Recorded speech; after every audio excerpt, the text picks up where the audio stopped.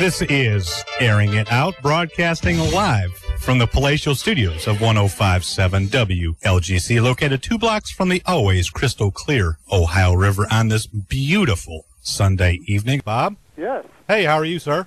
Oh, I'm doing well. How about you? I'm doing wonderful on this beautiful Sunday evening. Right. Listen, I want to thank you for calling in. Well, and, my pleasure. Taking your time to do so. You got the primary on May 22nd. You are a Democrat running in the Democrat primary for obviously that side of the ticket's slate for Attorney General of the Commonwealth of Kentucky. For the listeners, just in a nutshell, what is the responsibility of that office you're running for, which was obviously Attorney General? Right. The Attorney General is the Chief Law Officer for the state of Kentucky. He has statewide jurisdiction within the Attorney General's office. We have Consumer Protection Division. We have prosecution through the Special Prosecutor's Office, through Criminal Appellate. We have Medicaid fraud, and then all the civil suits against the Commonwealth. Most of them are defended by the Attorney General. So you are just, as Attorney General, you represent the interests of the Commonwealth of Kentucky. Yes, the people of the Commonwealth. The people. We're basically the people's lawyer. Right. I've got your professional history here. The thing that interested me was that you had served as assistant AG. Right. I was an assistant attorney general for over 30 years. During that time, I established the Consumer Protection Division in the Attorney General's office. I worked in criminal appellate. I appeared before the United States Supreme Court on 2 occasions, arguing criminal cases. Right. And I headed the civil division of the Attorney General's office. So you argued before the Supremes on 2 occasions? Yes, the U.S. Supreme Court. How was that? That was amazing. It was exciting. Yeah. It was wonderful. I'm sure it was. But it was also quite frightening to stand before the highest court in the land. I guarantee it. Cameras are not in the Supreme Court. They don't allow cameras in there. Right. And when you walk, and this is just a personal observation. I'm just curious. When you walk in there, how is when they're sitting there? How is the grandeur of it all? Draw us a visual picture since we cannot see it. Right. It's awesome. You have the justices sitting before you in a semicircle. There is all this ornate graphic designs in the chamber. Other people sit behind you on rather sparse wooden chairs, and then there are That's benches. probably done for a reason. They want you uncomfortable. They probably do. But it's a majestic setting.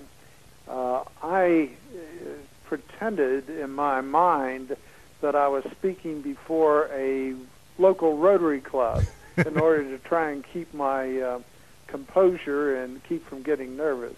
Right. But I was able to do that on 2 occasions, and I enjoyed it very much.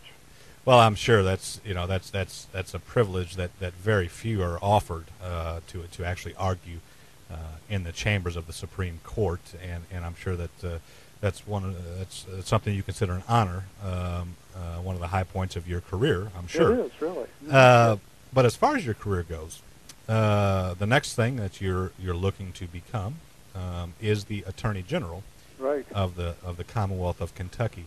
Why? Why? Yeah.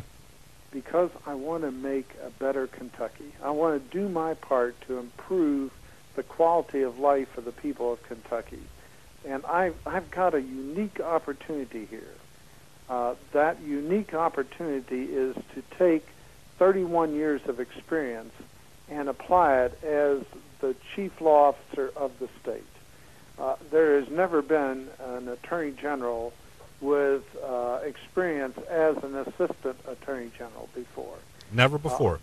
Never. And I've had the opportunity of being working for 8 different attorneys general and seeing how they ran the office. I've learned from them.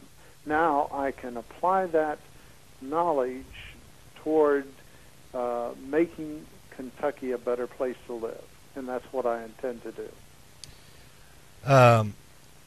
It says here that you served under 8 attorney generals, from John Breckinridge all the way up to and through Ben Chandler. Yes. So you were not assistant. Chandler's where it ended. You were not assistant AG under the current AG. No, under Stumbo, I was not.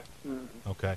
I would be remiss if I did not ask this, which is, the Attorney General in the last 2 years has made a lot of headlines with his case that revolves around Governor Fletcher.